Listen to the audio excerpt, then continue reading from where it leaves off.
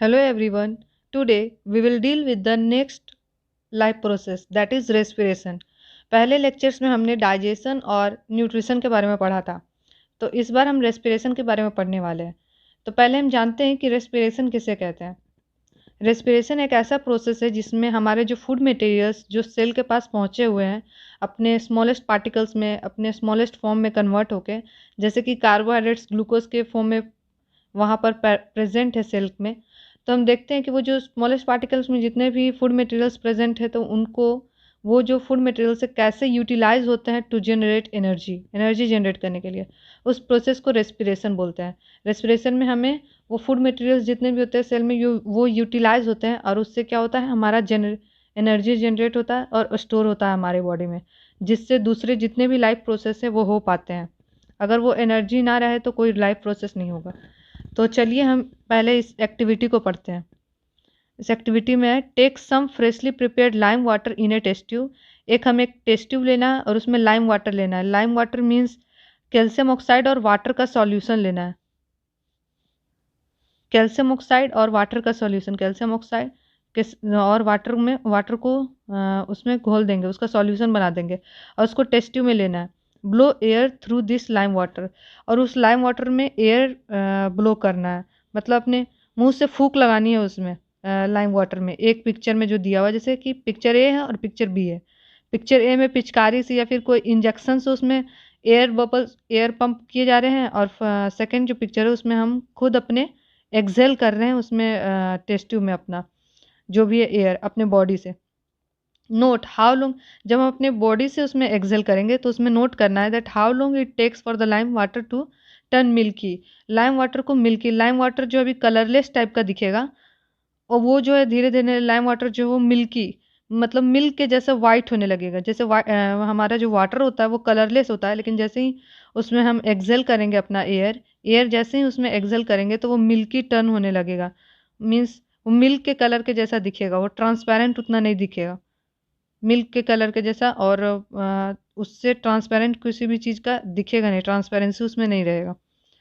और फिर सेकंड वाले में हमें क्या करना है कि सिरिंज और या फिर पिचकारी से उसमें एयर ब्लो करना है। फिर उसमें देखना है कि उसमें कितना टाइम लग रहा है उसको मिल्की टर्न होने में। तो इस एक्सपेरिमेंट से हमें बताना है कि इसमें क्या, what does this tell us about the amount of carbon dioxide in the air that we breathe out. तो ये जो हम इस एक्सपेरिमेंट से हमें क्या पता चल रहा है कि किस टेस्ट ट्यूब में कलर पहले, मतलब जल्दी से उसमें मिल्की टर्न हो रहा है, मिल्की कलर फॉर्म हो रहा है। तो इससे हमें पता चलेगा कि हमारे एटमॉस्फेयर में कार्बन डाइऑक्साइड के अमाउंट कितने हैं और हमारे बॉडी में। तो जो हम एयर अपने माउथ से एक्सेल कर रहे हैं उसमें मिल्की ये जल्दी टर्न होगा, क्योंकि हमारे बॉडी से जो होते हैं प्योर कार्बन डाइऑक्साइड उसमें से निकल रहे हैं, और वो कार्बन डाइऑक्साइड का उसमें अमाउंट ज़्यादा है तो वो मिल्की उसको जल्दी ही टर्न करेगा, जल्दी उसको मिल्की बना देगा जो भी है लाइम वाटर। लेकिन जब हम इन्वायरमेंट से उसको पिचकारी की हेल्प से या सिरिंज की हेल्प से उसमें एयर उसको ब्लो कर रहे हैं, तो उस केस में क्या होगा कि हमारे तो एटमॉस्फेयर में हम जानते हैं कि 0.03% या फिर 0 पॉइंट ऐसे ही है कुछ अबाउट 0.03% कार्बन डाइऑक्साइड है। तो ये तो बहुत ही कम अमाउंट है, क्योंकि एयर जो है मिक्सचर है सारे गैसेस का, नाइट्रोजन ऑक्सीजन कार्बन डाइऑक्साइड, तो उसको मिल्की टर्न होने में टाइम लगेगा। अब हमारा सेकेंड एक्सपेरिमेंट आता है that take some fruit juice or sugar solution and add some yeast to this. Take this mixture in a test tube fitted with a one hold cork.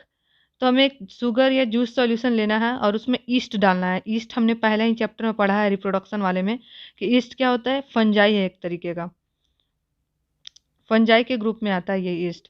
उसमें east को add कर देना है वो test tube में, fruit juice का test tube है उसमें फ्रूट जूस का सॉल्यूशन लेना है, साथ ही साथ उसमें ईस्ट भी ऐड कर देना है और उसे एक होल्ड कॉर्क से, कॉर्क मीन्स कवर करने के लिए होता है किसी भी ऊपर किसी भी डब्बे या फिर टेस्ट ट्यूब के ऊपर का जो ओपन पोर्शन होता है उसको क्लोज करने के लिए कॉर्क का यूज़ होता है। कॉर्क मेनली जो होता है वो ट्रीज के जो बार्क होते हैं उससे बने हुए होते हैं, लेकिन ये कैसा कॉर्क है, वन होल्ड कॉर्क है। मीन्स वो कॉर्क पूरे तरीके से क्लोज नहीं है, उसमें होल है। Fit the cork with A bent glass tube, और ये जो कॉर्क है उसको बेंट ग्लास ट्यूब से फिट करना है। उसमें एक बेंट ग्लास ट्यूब लेना है, जो ग्लास ट्यूब है मीन्स ऐसे इस तरीके का ग्लास ट्यूब लेना है।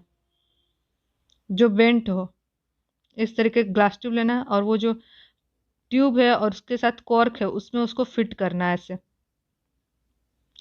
फिर क्या करना है, test tube in tube containing freshly prepared lime water.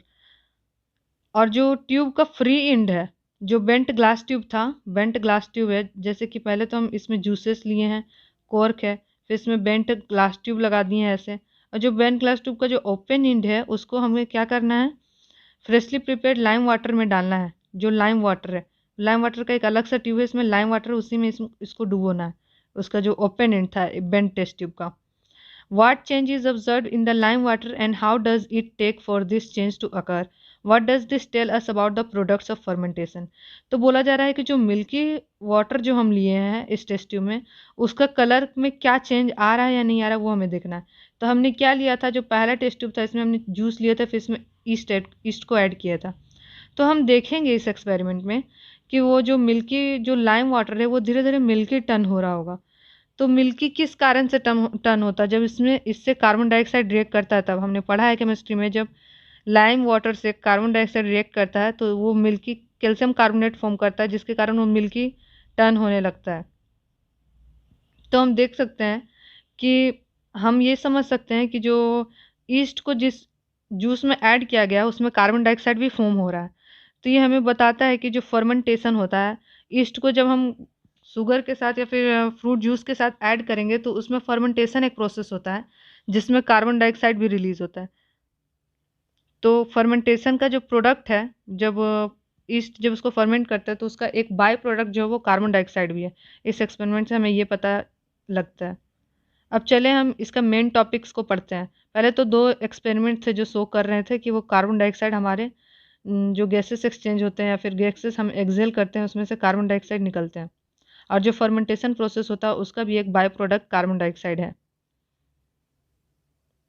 अब आ जाते हैं हम लाइन बाय लाइन टॉपिक को पढ़ते हैं और फिर इसे समझते हैं। और इसमें बहुत सारे इंपॉर्टेंट पॉइंट्स है जिसे मैंने हाईलाइट कर दिया और अंडरलाइन भी किया है। तो हमारा इसमें फर्स्ट पॉइंट को पहले रीड करते हैं, फिर उसके देन उसे पूरा अच्छे से समझते हैं। We have discussed nutrition in organisms in the last section. The food material taken in during the process of nutrition is used in cells to provide energy for various life process. और ये तो मैंने पहले भी discuss किया कि जो food material हमारे न्यूट्रिशन प्रोसेस के समय में जो हर एक सेल्स में पहुंचे थे वो यूटिलाइज्ड होते हैं एनर्जी प्रोड्यूस करने के लिए। उसी लाइफ प्रोसेस को हम क्या बोलते हैं, respiration. Diverse organisms do this in different ways. और बहुत बहुत सारे ऑर्गेनिजम्स जो हैं, बहुत सारे हमारे ऑर्गेनिजम्स, उनमें ये जो प्रोसेस है जिसमें एनर्जीज रिलीज होते हैं वो अलग अलग तरीके से रेस्पिरेशन प्रोसेस को फॉर्म करते हैं। कुछ जो होते हैं वो ऑक्सीजन का यूज़ करते हैं ग्लूकोज को तोड़ने के लिए। जो हमारा ग्लूकोज है सेल्स में, फूड मटेरियल्स, उसको तोड़ने के लिए ऑक्सीजन का यूज़ करते हैं कुछ ऑर्गेनिजम्स। कम और उसको ग्लूकोज को तोड़ते हैं completely into carbon dioxide and water. और कुछ ऑर्गेनिजम्स जो होते हैं दूसरे पाथवेज को यूज़ करते हैं जिसमें ऑक्सीजन का कोई ज़रूरत नहीं होता। In all cases, the first step is the breakdown of glucose, a 6 carbon molecule, into a 3 carbon molecule called pyruvate। मतलब जितने भी प्रोसेस हो जिसमें ऑक्सीजन का ज़रूरत हो फूड मटेरियल्स को तोड़ने के लिए, चाहे ऑक्सीजन की ज़रूरत नहीं हो फूड मटेरियल्स को तोड़ने के लिए, लेकिन सारे जो पाथवेज हैं जिससे ग्लूकोज को तोड़ा जाता है और उससे एनर्जी जनरेट किया जाता है, चाहे वो ऑक्सीजन के प्रेजेंस में हो चाहे वो ऑक्सीजन के एब्सेंस में हो, वो सब प्रोसेस में एक जो उनका स्टेप होता है, फर्स्ट स्टेप, वो कॉमन होता है। वो दोनों तरीके के प्रोसेस में, एरोबिक और एनारोबिक प्रोसेस दोनों में क्या होता है कि ग्लूकोज को पहले तोड़ा जाता है। ग्लूकोज क्या होता है, 6 कार्बन मॉलिक्यूल, क्योंकि हम बोलते हैं ग्लूकोज का फॉर्मूला होता है C6H12O6।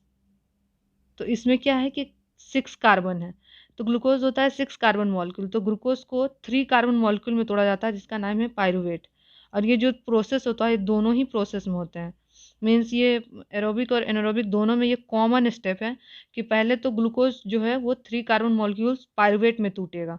फिर उसके बाद क्या होता है, this process takes place in the cytoplasm. और ये जो पायरुवेट का बनना होता है ये प्रोसेस साइटोप्लाज्म में होता है। इसे हम इधर हमारा पिक्चर दिया हुआ है जिससे हम क्लियरली इसे समझ सकते हैं। इसमें क्या हो रहा है कि ग्लूकोज जो है पायरुवेट में टूट टूट रहा है और ये जो प्रोसेस होता है वो कहाँ होता है, साइटोप्लाज्म में। साइटोप्लाज्म में होता है हमारा ये प्रोसेस, ग्लूकोज को पायरुवेट में तोड़ने वाला। फिर उसके बाद क्या होता है, पायरुवेट में टूटने के बाद होता है this process takes place in the cytoplasm. Further the pyruvate may be converted into ethanol and carbon dioxide. और ये भी होता है कि फिर उसके बाद पायरुवेट के साथ क्या क्या होता है कि पायरुवेट कार्बन डाइऑक्साइड और या फिर इथेनॉल में कन्वर्ट हो जाएगा। This process takes place in yeast during fermentation.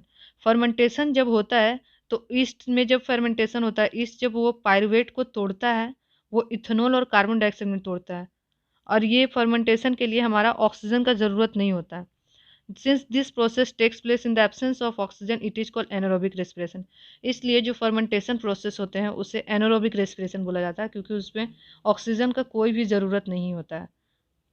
Breakdown of pyruvate using oxygen takes place in the mitochondria. और जब पायरुवेट को ऑक्सीजन के हेल्प से तोड़ा जाता है, उस वो जो प्रोसेस होता है जिसमें पायरुवेट ऑक्सीजन के हेल्प से तोड़ा जाता है, वो प्रोसेस जो होता है वो माइटोकॉन्ड्रिया वाले प्लेस में होता है।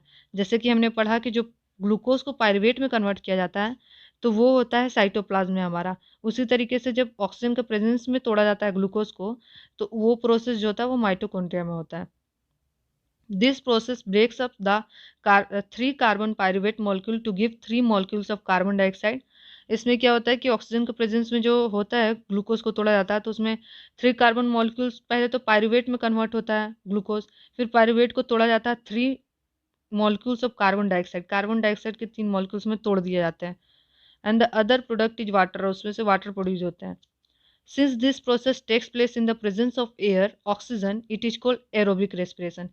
जो रेस्पिरेशन ऑक्सीजन और एयर के प्रेजेंस में होते हैं, जिसमें ग्लूकोज को ऑक्सीजन और एयर के प्रेजेंस में तोड़ा जाता है और एनर्जी जनरेट किया जाता है, उस प्रोसेस को हम एरोबिक रेस्पिरेशन बोलते हैं। The release of energy in this aerobic process is a lot greater then in the anaerobic process. और जो एनर्जी रिलीज होता है, एनर्जी तो एरोबिक रेस्पिरेशन और एनारोबिक रेस्पिरेशन दोनों से होते हैं, लेकिन जो एरोबिक रेस्पिरेशन में एनर्जी रिलीज होता है वो बहुत ही ज़्यादा होते हैं एनारोबिक रेस्पिरेशन में जितने एनर्जी रिलीज होते हैं उससे। Sometimes, when there is a lack of oxygen in our muscle cells, another pathway for the breakdown of pyruvate is taken.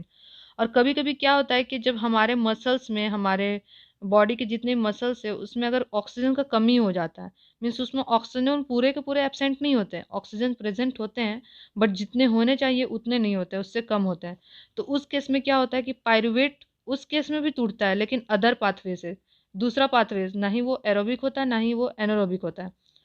And here the pyruvate is converted into lactic acid. और उसमें क्या, क्योंकि वो process जो होता है वो ना ही पूरा उसमें ऑक्सीजन प्रेजेंट होता है और ना ही उसमें पूरा का पूरा ऑक्सीजन एब्सेंट होता है, उसमें थोड़े मोड़े ऑक्सीजन होते हैं। तो उस प्रोसेस में क्या होता है कि पायरुवेट कन्वर्ट होता है, टूटता है लैक्टिक एसिड में, और which is also a 3 carbon molecule, जो भी एक 3 कार्बन मॉलिक्यूल है लैक्टिक एसिड में वो टूटता है, और उसमें कार्बन डाइऑक्साइड भी नहीं जनरेट होता है। This buildup of lactic acid in our muscles during sudden activity causes cramps। और इसी लैक्टिक एसिड के फॉर्मेशन से, लैक्टिक एसिड के जनरेट होने से हमारे मसल्स में अचानक से क्रैम्प्स आ जाते हैं और हमारे मसल्स वहाँ दुखने लगते हैं। अब ये जो हम पढ़ने जा रही है टेबल, ये सबसे इम्पोर्टेंट है, और ये अगर इस टेबल को समझ लें और इस टेबल्स को अगर हम अपने माइंड में रखें तो हमारा जो अभी जितने भी हमने इसके ऊपर जितने भी पैराग्राफ्स और टॉपिक्स पढ़े हैं इसमें, वो सारे क्लियर हो जाएंगे। तो हमने अभी पढ़ा था कि ग्लूकोज जो है, अरे कहाँ चला गया, आ गया। हमने पढ़ा था कि जो ग्लूकोज है हमारा, वो पहले क्या होता है कि जितने भी प्रोसेस होते हैं, चाहे वो एरोबिक हो, एनारोबिक हो, या फिर मसल्स में जो हमारे लैक्टिक एसिड्स फॉर्म होते हैं वो वाला प्रोसेस हो, तो सारे प्रोसेस तो पाथवेज तो अलग होते हैं, जिसमें पायरुवेट अलग अलग पाथवेज से टूटता है और एनर्जी को जनरेट करता है। बट जो तीनों जो जितने भी प्रोसेस हैं, एरोबिक रेस्पिरेशन हो चाहे एनारोबिक रेस्पिरेशन हो, उसमें एक प्रोसेस जो होता है, एक स्टेप वो कॉमन होता है, जिसमें क्या होता है कि ग्लूकोज जो होता है वो पायरुवेट में कन्वर्ट होता है। और ये जो प्रोसेस होता है जिसमें ग्लूकोज पायरुवेट में कन्वर्ट होता है, पायरुवेट में टूटता है, वो प्रोसेस हमेशा साइटोप्लाज्म में होता है। साइटोप्लाज्म सेल का जो पार्ट है, जैसे कि ये सेल है, न्यूक्लियस है, तो इसके जितने भी ये खाली पार्ट है जिसमें जेली लाइक सब्सटेंस होता है, साइटोप्लाज्म होता है, साइटोप्लाज्म में ये प्रोसेस होता है। और फिर उसके बाद क्या होता है कि पायरुवेट 3 कार्बन मॉलिक्यूल है, प्लस इसमें थोड़ा सा एनर्जी भी जनरेट होता है जब ग्लूकोज वो टूटता है पायरुवेट में। फिर उसके बाद क्या होता है कि पायरुवेट 3 डिफरेंट पाथवेज से टूटता है और फिर एनर्जी जनरेट करता है। फर्स्ट पाथवे है इन एब्सेंस ऑफ ऑक्सीजन, ये पाथवे ईस्ट में होता है, इस पाथवेज को हम फर्मेंटेशन भी बोलते हैं। इसमें क्या होता है कि हमारा जो पायरुवेट है वो टूटता है ऑक्सीजन के एब्सेंस में और ये फॉर्म करता है इथेनॉल, कार्बन डाइऑक्साइड और एनर्जी। इथेनॉल 2 कार्बन मॉलिक्यूल है। और फिर सेकंड हमारा जो सेकंड प्रोसेस है वो क्या है कि in presence of oxygen, oxygen के प्रेजेंस में होता है। मीन्स इसमें क्या होता है कि जो हमारा पायरुवेट है वो ऑक्सीजन के प्रेजेंस में कार्बन डाइऑक्साइड, वाटर और एनर्जी में टूटता है। ये याद रखना, ये तीनों चीज़ हमारे लिए बहुत ही ज़्यादा ज़रूरी है, क्योंकि इसको याद रखेंगे तो हमारा रेस्पिरेशन का पूरा कंसेप्ट क्लियर रहेंगे। तो इसमें क्या होता है, वो कार्बन डाइऑक्साइड, वाटर और एनर्जी में टूटता है। और ये प्रोसेस जो होता है जिसमें ऑक्सीजन के प्रेजेंस में टूटते हैं ग्लूकोज, उस प्रोसेस को हम वो प्रोसेस जो होता है वो माइटोकॉन्ड्रिया में होता है। माइटोकॉन्ड्रिया क्या है, सेल का एक ऑर्गेनल है। जैसे न्यूक्लियस यहाँ माइटोकॉन्ड्रिया है, गोल्गी बॉडी है, तो माइटोकॉन्ड्रिया सेल का ऑर्गेनल है, उसके अंदर में ये प्रोसेस होता है।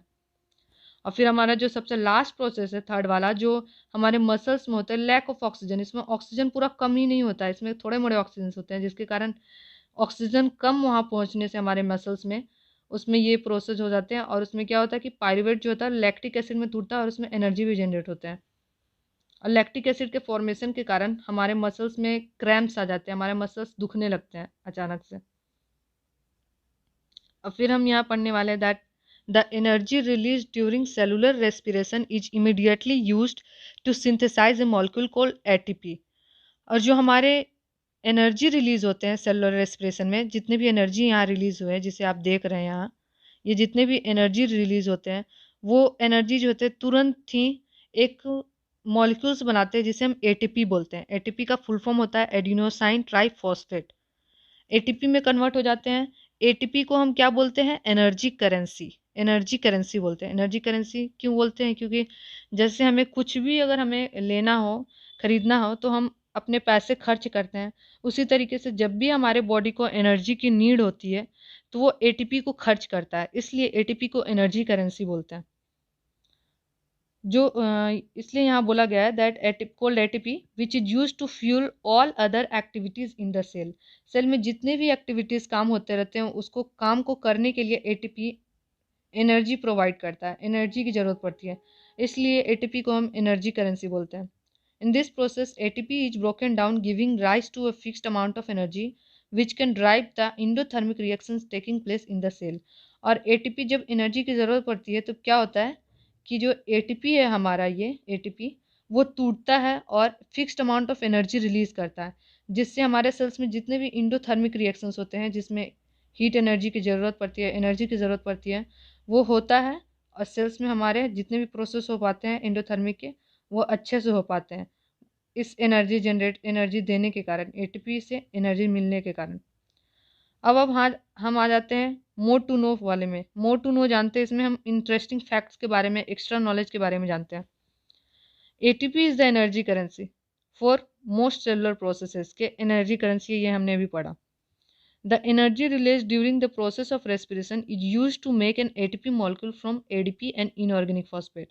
और जो एनर्जी हमारा रिलीज होता है उससे एटीपी फॉर्म कैसे करता है, एटीपी एनर्जी जो रिलीज होता है वो एडीपी और इनऑर्गेनिक फॉस्फेट्स को जोड़ता है। एनर्जी जोड़ने के कारण क्या होता है कि रिएक्शंस होते हैं एडीपी में, एडिनोसाइन ट्राइफॉस्फेट और इनऑर्गेनिक फॉस्फेट्स में, और एनर्जी एनर्जी उसमें सप्लाई होता है, जिसके कारण क्या होता है वो एटीपी में कन्वर्ट हो जाते हैं। यहाँ हम देख रहे हैं कि वो जो एडीपी प्लस इनऑर्गेनिक फॉस्फेट्स आपस में रिएक्ट किए, जुड़े एनर्जी के प्रेजेंस में। एनर्जी जो हमारे बॉडी से रिलीज हुआ था, सेल से रिलीज हुआ था, फिर वो एटीपी में कन्वर्ट हो गए और वो स्टोर हो जाते हैं हमारे बॉडी में। और जब भी ज़रूरत पड़ता है हमें एनर्जी का, तो एटीपी जो होते हैं वो यूटिलाइज होता है और उसमें से energy, fixed amount of energy निकलता है। ये याद रखना जरूरी है कि एडीपी और इनऑर्गेनिक फॉस्फेट से एटीपी बनता है। Endothermic processes in the cell then use the ATP to derive the reactions. Endothermic processes जितने भी होते हैं जिसमें एनर्जी की ज़रूरत पड़ती है सेल में, वो एटीपी को यूज़ करते हैं रिएक्शंस को होने के लिए। When the terminal phosphate linkage in ATP is broken using water, the energy equivalent to 30.5 kilojoule पर मोल इज रिलीज। जब एक एटीपी मॉलिक्यूल जो होता है जब वाटर के प्रेजेंस में जब टूटता है तो उसमें जो एनर्जी निकलते हैं वो कितने होते हैं, 30.5 किलोजूल पर मोल होता है जो उसमें से एनर्जी रिलीज होता है। Think of how a battery can provide energy for many different kinds of uses. जैसे कि हर एक बैटरी जो होता है एनर्जी प्रोवाइड करता है बहुत सारे प्रोसेसेस के लिए।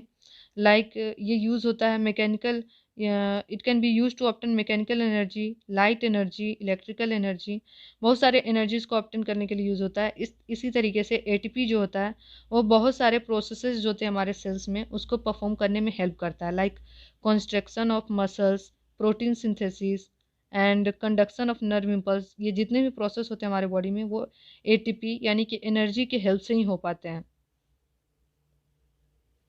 अब हम आगे पढ़ते हैं कि आगे के टॉपिक्स।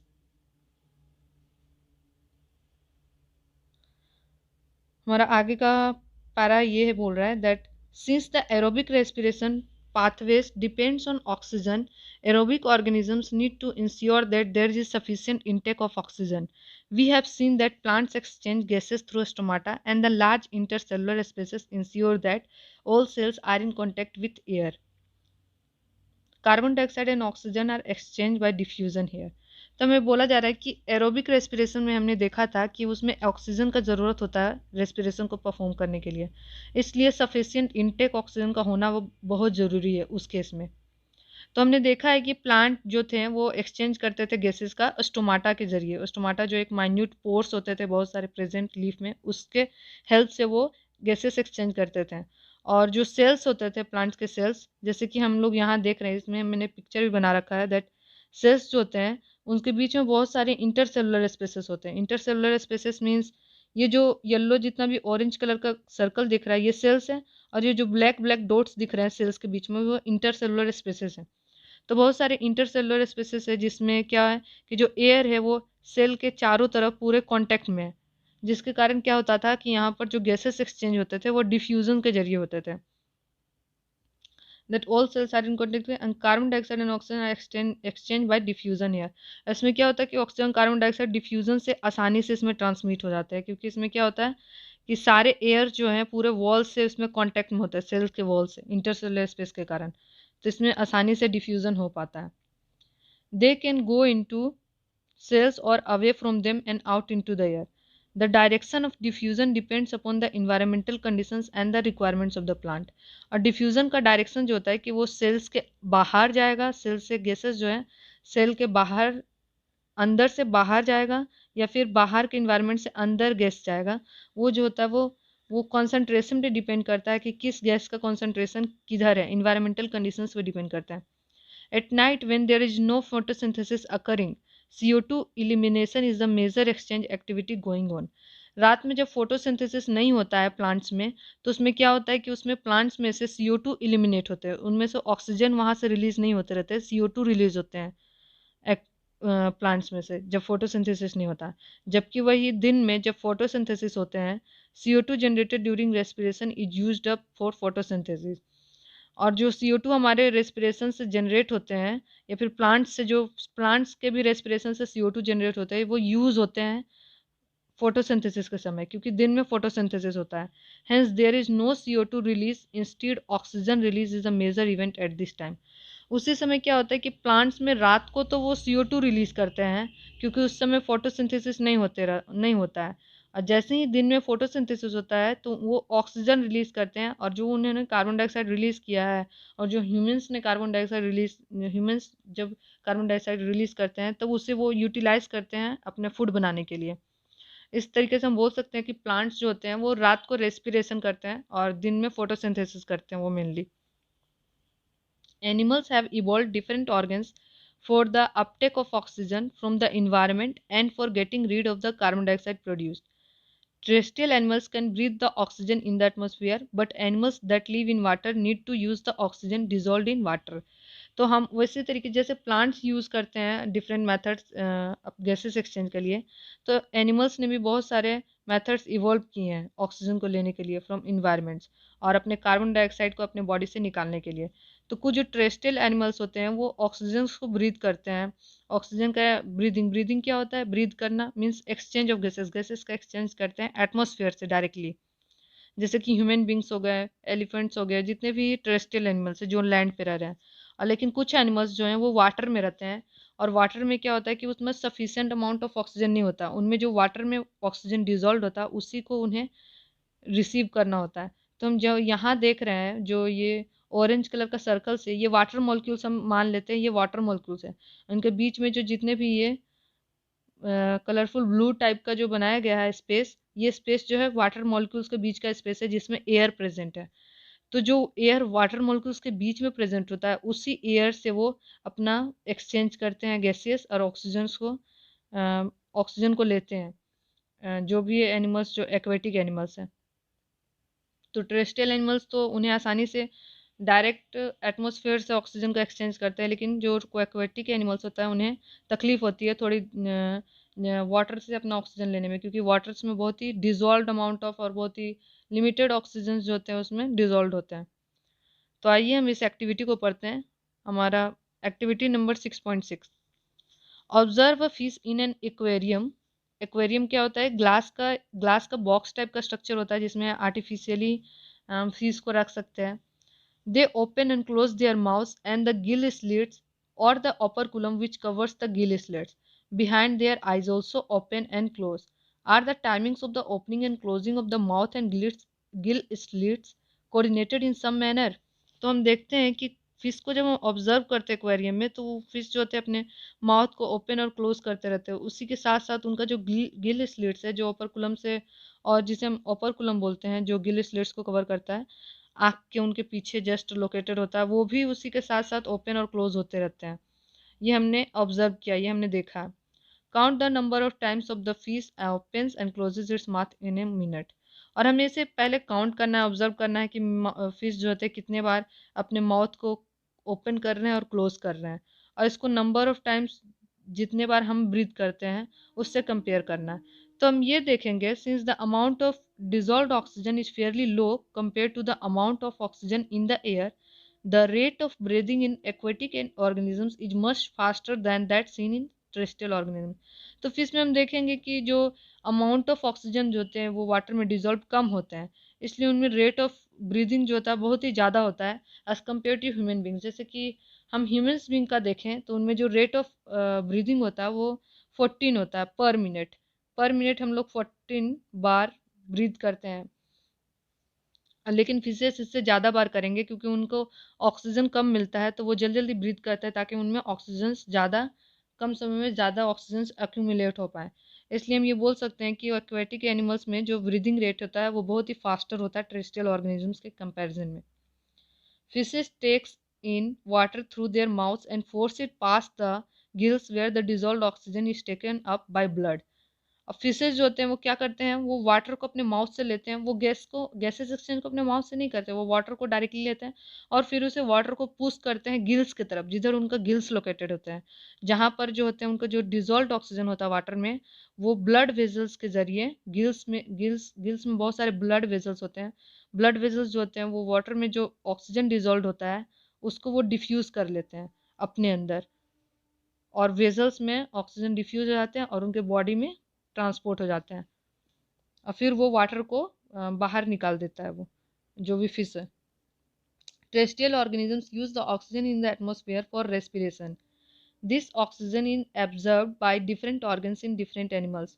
और बहुत सारे जो टेरेस्ट्रियल ऑर्गेनिजम्स हैं वो ऑक्सीजन का एक्सचेंज करते हैं, और ये ऑक्सीजन जो होते हैं डिफरेंट डिफरेंट ऑर्गन्स के द्वारा उनमें ऑक्सीजन का एक्सचेंज हो पाता है। All these organs have a structure that increases the surface area which is in contact with the oxygen rich atmosphere। और जितने भी स्ट्रक्चर्स है जो वो स्ट्रक्चर का यूज़ करते हैं ऑक्सीजन को एक्सचेंज करने के लिए, जैसे कि टेरेस्ट्रियल एनिमल्स है जितने भी, जैसे कि ह्यूमन बींग्स हो गए और भी हाई लिविंग एनिमल्स हो गए, हाई बॉडी ऑर्गेनाइजेशंस वाले एनिमल्स लाइक एलिफेंट वगैरह हो गया, ये सारे जो होते हैं वो स्पेशलाइज्ड ऑर्गन्स का यूज़ करते हैं। और वो ऑर्गन्स होता है डायरेक्ट कॉन्टेक्ट, जो वो ऑर्गन्स होते हैं वो कॉन्टेक्ट होते हैं with the oxygen rich atmosphere से। Since the exchange of oxygen and carbon dioxide has to takes place across the surface, पूरे सरफेस पे जो होते हैं वो ऑक्सीजन का एक्सचेंज होना ज़रूरी होता है हमारे पूरे बॉडी सरफेस में, क्योंकि हर एक सेल्स में फूड होते हैं, हर एक सेल्स में फूड का यूटिलाइज होना, उससे एनर्जी जनरेट होना ज़रूरी होता है। इसलिए हमें जो गैसेस है ऑक्सीजन का एक्सचेंज होना और कार्बन डाइऑक्साइड के एक्सचेंज होना बहुत ही ज़रूरी है, क्योंकि हर सेल्स से ऑक्सीजन जनरेट होंगे और हर सेल्स से कार्बन डाइऑक्साइड जनरेट होंगे और हर सेल्स में ऑक्सीजन का ज़रूरत होगा उसे ब्रेक करने के लिए। इसलिए हमें हर सेलुलर लेवल पे वो एक्सचेंज होने चाहिए गैसेस का हमारे इस बॉडी में। This surface is very fine and delicate, और वो जो since the exchange of oxygen and carbon dioxide has to takes place across this surface is very fine and delicate. हर एक सरफेस पे होना चाहिए, और हर एक सरफेस पे होता है ये कार्बन डाइऑक्साइड ऑक्सीजन का एक्सचेंज। तो वो जो जिस सरफेस पे भी, जिस ऑर्गन्स के सरफेस पे ये होता है, वो बहुत ही डेलिकेट और फाइन होता है, मतलब बहुत ही छोटा और डेलिकेट होता है। डेलिकेट मीन्स नाजुक बोल सकते हैं वो। In order to protect this surface it is usually placed within the body. जिस ऑर्गन्स में भी ये जो गैसेस का एक्सचेंज होता है उस वो बहुत ही डेलिकेट होता है, तो उसे प्रोटेक्ट करने के लिए वो हमेशा बॉडी के अंदर में लोकेटेड होता है। So there have to be passages that will take air to this area. So बहुत सारे ऐसे पैसेजेस, पाथवेज, ऐसे रास्ते होने चाहिए हमारे बॉडीज में जो एयर को हमारे आउटर जो एक्सटर्नल इन्वायरमेंट्स है उससे एयर को उस पाथवेज के जरिए, उस पाथवेज के थ्रू उस ऑर्गन तक पहुंचा पाए जहां पर गैसेस का एक्सचेंज हो। क्योंकि वो ऑर्गन बहुत ही डेलिकेट है, इसलिए वो हमारे बॉडीज के अंदर ही लोकेटेड होते हैं। बाहर लोकेटेड होंगे तो वो डैमेज हो सकते हैं, इसलिए। In addition, there is a mechanism for moving the air in and out of this area where the oxygen is absorbed. इसलिए एक मैकेनिज्म्स है जिसके जरिए जो हमारा एयर है बाहर में इन्वायरमेंट में वो ट्रांसफ़र होता है पैसेज के द्वारा, एक पाथवे के द्वारा हमारे उस ऑर्गन के पास जहाँ पर ऑक्सीजन का एब्जॉर्प्शन होना है। और उस प्रोसेस को हम ब्रीदिंग बोलते हैं, जिसमें हमारे ऑक्सीजन का एक्सचेंज हो पाता है, जिससे हम एक्सटर्नल इन्वायरमेंट से ऑक्सीजन को लेके उस ऑर्गन के पास ले जा पाते हैं जहाँ पर ऑक्सीजन का एक्सचेंज होता है। और ऑक्सीजन जो होते हैं हमारे सारे बॉडीज़ में, हमारे सारे सेल्स में जा पाते हैं, और जाके उस सेल्स में हमारे ग्लूकोज को, हमारे फूड मटेरियल्स को ब्रेक करते हैं और एनर्जी जनरेट होता है। उसी तरीके से हमारे ह्यूमन बींग्स में, हम में भी एक प्रोसेस है और बहुत सारे ऑर्गन्स हैं, जैसे कि लंग्स हो गए। लंग्स जो होता है एक स्पेशलाइज्ड ऑर्गन है जिसमें रेस्पिरेशन प्रोसेस होता है, और बहुत सारे पाथवेज है जिसके ज़रिए हमारे बॉडी में ऑक्सीजन जो होते हैं एक्सटर्नल इन्वायरमेंट से अंदर ट्रांसफ़र हो पाते हैं। तो हम ह्यूमंस के रेस्पिरेशन के बारे में डिटेल्स में नेक्स्ट लेक्चर में पढ़ेंगे। ह्यूमन के जितने भी रेस्पिरेटरी ऑर्गन्स है, रेस्पिरेटरी सिस्टम है, उसके बारे में डिटेल में पढ़ेंगे। तो आज हमारा लेक्चर यहीं ख़त्म होता है। So thank you. अगर आपको डाउट हो तो मुझे कमेंट सेक्शन में कमेंट करिए, आई विल रिप्लाई।